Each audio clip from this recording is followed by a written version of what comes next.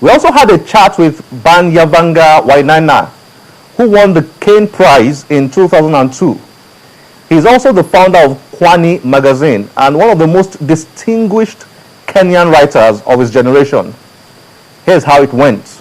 It's a pleasure to have you here with us today. Wonderful to be here. Can you please tell us a bit about yourself, particularly what I might call your literary history, if I may put it that way?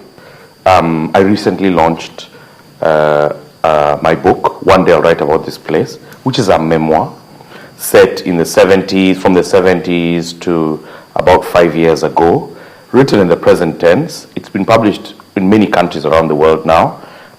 It was on the Oprah book list as one of the top books of the year in 2011, and got all kinds of awards, and so I'm really excited because I've been waiting for a long time for the Nigerian edition to come. It's being published by Farafina here in Lagos, and so I guess and you will see me in the book too.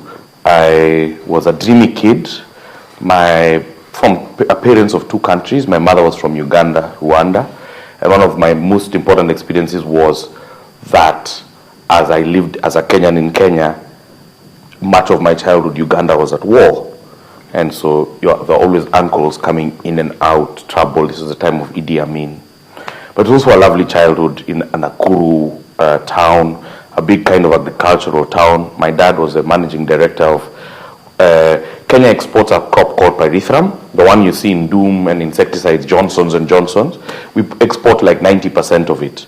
And it was my dad's job to pre-process. It was a farmers' cooperative with tens of thousands of farmers.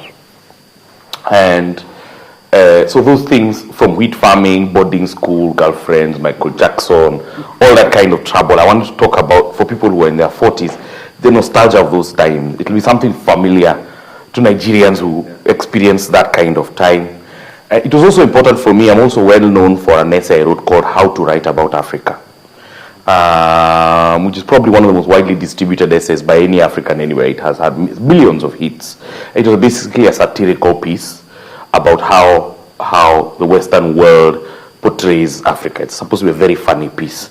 It's been translated into over 30 languages, and it's the most widely republished essay by Granta magazine in its history. A lot of people started really knowing about you after you won the Caine Prize. What impact did that prize have on you? What's your take on the Caine Prize? There's been a lot of, there's some measure of controversy about the idea of the Caine Prize. So, for example, as a winner, I won 10 years ago. I feel younger writers talk too much about it. It's an important thing. Because whatever it is, it's a Kickstarter, right? That has helped galvanize a certain kind of writing over the last 12 or 13 years around the continent. So the short story, for example, is thriving. That's probably due to the Caine Prize. And I think, too, there's a certain way that they thought about it that created a lot of attention on the continent, right? Which is to say, London is a big center in the world. It's a center of publishing. It's a center of political power too. So they position themselves in the center. You see, when you say Commonwealth is powerless. London is power. And the Caine Prize is run by the people of the Booker Prize, which is also power. When you go there and you win, you're second to the House of Lords. Then the PR company contacts newspapers across, because they have that kind of level of contact. So when I won, I just found myself on the front page. In Kenya, you'll never see. Kenya is a conservative, a man with dreadlocks on the front page of the newspaper. And in Kenya, if I had won a prize like that in Kenya, the newspapers would have ignored it. When the press release comes from London, it becomes important. So it plays also on our own insecurities about ourselves. I put it like that. So my problem, in a certain sense, is I think that the Caine Prize is a good thing, but we keep talking about it like it is the thing. And I'm wondering why, we are here in Abeokuta. What Abeokuta means to African literature is 100 times more than what the Caine Prize to them. So we must put these things in context. You know what I'm saying? What would we have if we had not the literary history of this place and this area, and all the kind of resources and ideas that it calls upon? So it's very, very important for us to also build our own institutions. The other thing is, I think that the most important thing to understand about what's gone on in the last 10 years has nothing to do with the Caine Prize. The most important thing to understand is, over the last 10 years, there's been spreading democracy across Africa, and in English-speaking Africa, there's been an explosion of publishing houses, independent publishing, and people growing the industry. So for me, what I am known for, and what's most important, is that over the last 10 years, Kwani, which is a literary house that we helped found in 2002, the same year I won the Caine Prize, now has published hundreds of writers, many, many books, and the writers that it's published are now all over the world practicing and known. So I feel like there's something very colonial in our idea about how we first want to talk about the Caine Prize, right? And we don't talk about the things we are building, which are wonderful. They're the thing for the future.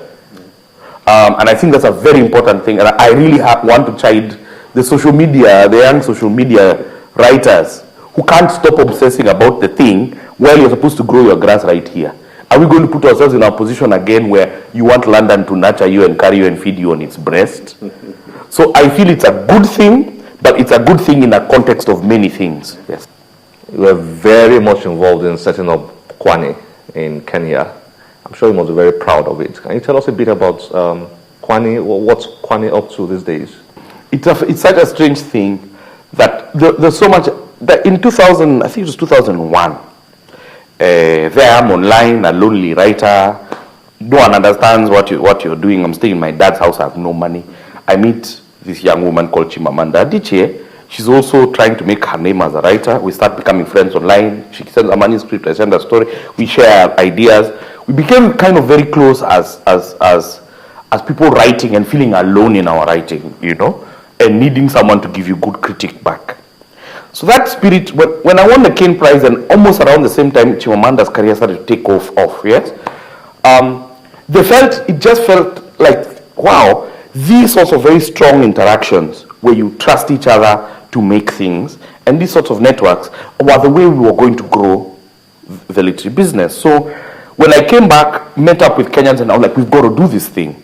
So we started a magazine. Within 1 year, the first writer we published, Yvonne Awor, won the Caine Prize again. And so the electricity continued to grow, and we published all kinds of writers. So what would happen is you see somebody with talent, you contact an agent in the UK or in the US, and you say, put this person on the map, but in the meantime, you start to grow your own publishing and build a readership. So the literary magazine, Kwani, which is huge, you know, we're on our 8th edition. We are just, next week, we are going to celebrate our 10th year anniversary. We launch the Kenyan edition of Chimamanda's book, Americana. We launch a book, our very own Chimamanda, who's Yvonne Awor, has a book called Dust, which is just an incredible novel, and we launch it next week. And it's a book that already there's a lot of buzz around how big it's going to be. We've invited people from our early days and everything else to come and celebrate 10 years, because it's been 10 years. I think if you look at the body of work that we've published, what you'll find is in the multi-party democracy Kenya, since 2002, something like 70 or 80% of the publishing of fiction, poetry, and others has happened within the Kwani network and within the Kwani institution itself. I now am a board member. I've handed over. It has its own editor, Billy Hukaora, who's been editing it for now the last 7 years or 6 years. I am a freelance volunteer of anything to do with Kwani, of course. It's something that matters a lot to me. But I'm very, very proud. Literary magazines don't last long. All these ones were Kike, Transition, they were here and they're here. So I'm very proud. We are one of the only ones that's lasted a full 10 years and continue to grow. And that you don't have what they call founder syndrome. You know, for the first 5 years, everyone was saying that is Binyavanga's magazine. So that we have made the transition that it's a magazine that people feel is theirs, that it has its own editors that change hands, and that I'm not even involved in anything else. It's a certain maturing of a kind of institution building that's very important for me and for us. Thank you very much for joining us. It's been a pleasure speaking with you.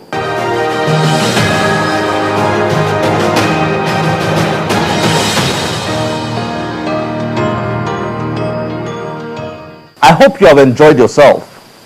Please join us on any of our social media platforms displayed on your screen. My name is Olakunle Kasumo. Remember, one great book can change your life. Bye-bye.